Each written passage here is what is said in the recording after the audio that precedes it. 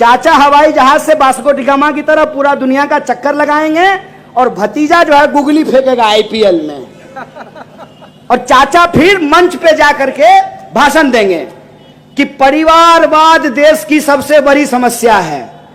अमित शाह जब बोलता है कि परिवारवाद देश की सबसे बड़ी समस्या है, तो मेरे मन में आता है कि जय शाह को वो रेलवे प्लेटफॉर्म से उठा करके लाया है, उसी का बेटा है ना, कोई शक है?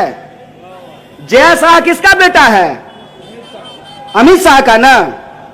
तो बीसीसीआई सेक्रेटरी परीक्षा दे करके बना है? कंपटीशन दिया था क्या? एसएससी का एग्जाम, यूपीएससी लिखा था? कैसे बन गया? वो परिवारवाद नहीं है, बेईमानी, नकली चाणक्य। हम बिहार से हैं, असली चाणक्य वहां पैदा हुए थे। देखे बिहार में क्या हुआ? देखे महाराष्ट्र का बदला नितिन साहब हम लोग एकदम भिजा के ले लिए हैं। चाणक्य वो परिवारवाद नहीं है। अनुराग ठाकुर यूपीएससी किया था, उसका बाप नेता नहीं है। और ये जो कर्नाटक का मुख्यमंत्री है, उसका बाप नेता नहीं था। अब पीयूष गोयल, उसका बाप नेता नहीं था। बेईमानी। राजनाथ सिंह का बेटा एमएलए नहीं है। तो भाजपा का परिवारवाद नहीं है। और कांग्रेस के दो प्रधानमंत्री ने अपनी जान दे दी, तो आप हमको परिवारवादी बोल रहे हैं? दो प्रधानमंत्री ने अपनी जान गंवाई है इस देश के लिए, उसको आप परिवारवाद बोल रहे हैं। और अपने बेटा को बीसीसीआई का सेक्रेटरी बना रहे हैं। यह परिवारवाद नहीं है, यह बेईमानी है। मैं कांग्रेस हमको बता दीजिए जो पूरा किया हो, एक वादा, एक भी वादा पूरा अगर कर दिया हो तो हम स्वीकार कर लेंगे, हम मान लेंगे कि अच्छा दिन आ गया है। एक भी वादा अगर पूरा हो गया हो तो। और मैं बस आपको याद दिला देता हूं, हर साल 2 करोड़ रोजगार की बात थी कि नहीं थी? सबके खाते में 15 लाख रुपया देने की बात थी। सब किसानों की आमदनी दोगुनी करने की बात थी। सबको पक्का मकान देने की बात थी। एक भी चीज हुआ है? हो क्या रहा है? दुष्यंत कुमार कहते हैं कि कहां तो तय था चिरागा हर एक घर के लिए, कहां चिराग मयस्सर नहीं शहर के लिए।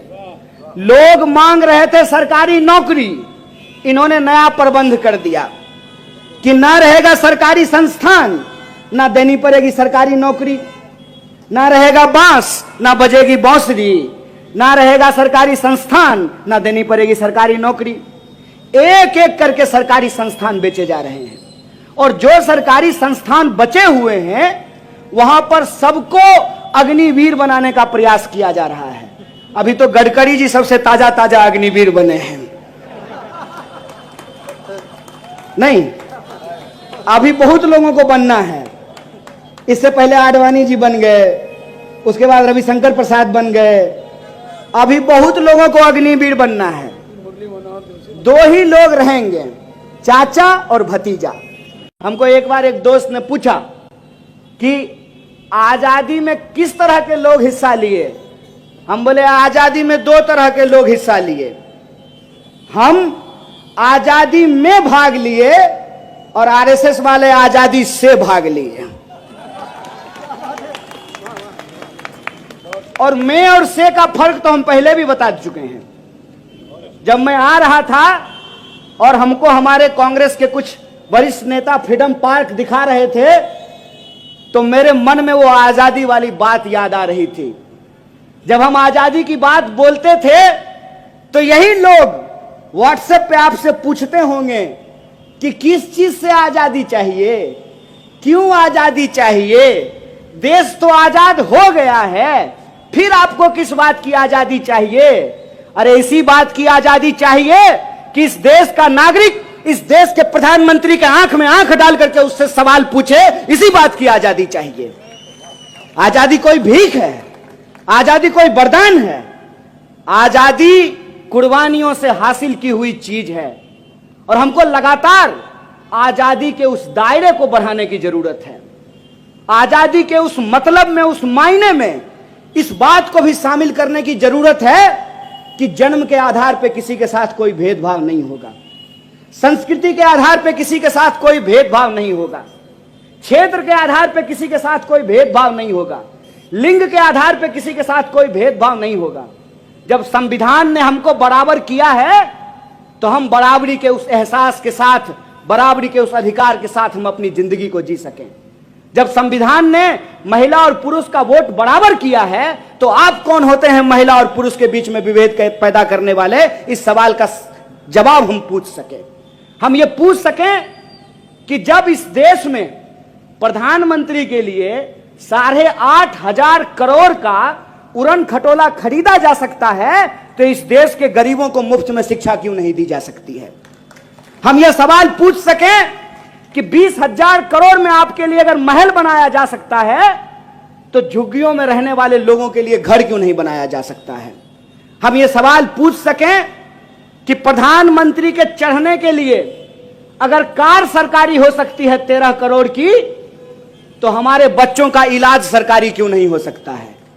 यह जो देश की समझदारी है, उस समझदारी को, आजादी के उस एहसास को एक आजाद नागरिक की तरह आजाद देश में उस आजादी को सेलिब्रेट करना चाहते हैं। इसीलिए हमने कहा था देश से नहीं देश में आजादी की बात करते हैं, और इसीलिए मैं कहता हूं कि हम देश की आजादी में भाग लिए थे और वो देश की आजादी से भाग लिए थे। हमको कोई आकर के बोला कि देश की हालत बहुत खराब हो रही है, हिटलर शाही थोपा जा रहा है।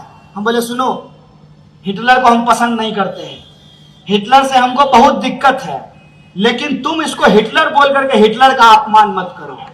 ये हिटलर नहीं है, सस्ता फोटोकॉपी है यार, सस्ता फोटोकॉपी है। इसको हम सस्ता फोटोकॉपी क्यों कहते हैं आपको मालूम है? कि गांधी जी अंग्रेज से लड़े थे, कस्तूरबा को साथ लेकर घूमे थे ना, और ये देश बनाने के लिए अपनी पत्नी छोड़ करके चल दिए। उसके बाद नारी सम्मान की बात करते हैं, ठीक है, नारी सम्मान की बात करते हैं। इतना फर्जी इंसान हम अपनी जिंदगी में देखे ही नहीं है। दो ही लोग रहेंगे, चाचा और भतीजा। चाचा हवाई जहाज से वास्को डी गामा की तरह पूरा दुनिया का चक्कर लगाएंगे, और भतीजा जो है बुगली फेंकेगा आईपीएल में, और चाचा फिर मंच पे जाकर के भाषण देंगे कि परिवारवाद देश की सबसे बड़ी समस्या है। अमित शाह जब बोलता है कि परिवारवाद देश की सबसे बड़ी समस्या है, तो मेरे मन में आता है कि जय शाह को वो रेलवे प्लेटफॉर्म से उठा करके लाया है, उसी का बेटा है ना, कोई शक है? जय शाह किसका बेटा है? अमित शाह का ना। तो बीसीसीआई सेक्रेटरी परीक्षा दे करके बना है, कंपटीशन दिया था क्या? एसएससी का एग्जाम, यूपीएससी लिखा था, कैसे बन गया? वो परिवारवाद नहीं है, बेईमानी, नकली चाणक्य। हम बिहार से हैं, असली चाणक्य वहां पैदा हुए थे। संघी कभी भी आजादी का सम्मान नहीं कर सकते हैं, वैसे ही कांग्रेसी कभी भी आजादी का परचम झुकने नहीं दे सकते हैं। इस बात को याद रखिएगा। आज भी इतनी इनकी ताकत नहीं है कि अगर हमारा पूरा नेतृत्व मन मिला ले तो कोई माई का लाल हमको हरा नहीं सकता है। कैसा नशा किया है भाई साहब, पता नहीं कौन सी गोली खाया है कि कमाल के समर्थक हैं प्रधानमंत्री के इस देश में। प्रधानमंत्री के समर्थक ऐसे हैं कि प्रधानमंत्री को चाय बेचते हुए नहीं देखे हैं, तब भी मानते हैं कि प्रधानमंत्री ने चाय बेचा, लेकिन प्रधानमंत्री देश बेच रहे हैं तब भी यह मानने को तैयार नहीं है कि प्रधानमंत्री देश बेच रहे हैं। इसीलिए मैं आपसे कहता हूं, भक्ति और प्रेम का फर्क भी समझिए। अगर आप अपने अधिकार को नहीं समझेंगे तो प्रधानमंत्री कब तानाशाह बन जाएगा आपको पता भी नहीं चलेगा। इस बात को याद रखिए। और सबसे मुश्किल की बात यह है कि कल के अंग्रेज को तो आप पहचान लेते। अरे जो गोरा गोरा होगा, सूट बूट पहना रहेगा, घोड़ा पे बैठा रहेगा, तो उसको पहचान लेंगे कि अंग्रेज है। इसको कैसे पहचानिएगा?